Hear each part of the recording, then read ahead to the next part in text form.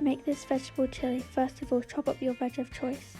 I'm using 1 red pepper, 1 green pepper, 1 red onion and 2 celery sticks and 2 carrots. I chopped it up quite rustically, but you can chop it fine if you prefer. And now I'm adding 2 teaspoons of mixed herbs, a teaspoon of chilli powder and a teaspoon of paprika. Cook the veg on a high heat and you might have to add some water so it doesn't stick.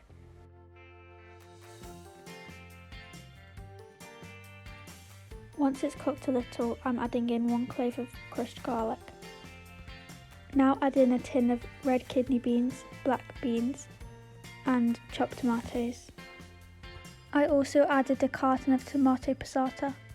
Whilst cooking, I boiled some white basmati rice. Optionally, you can serve with a low-fat sour cream and chive dip and fresh coriander.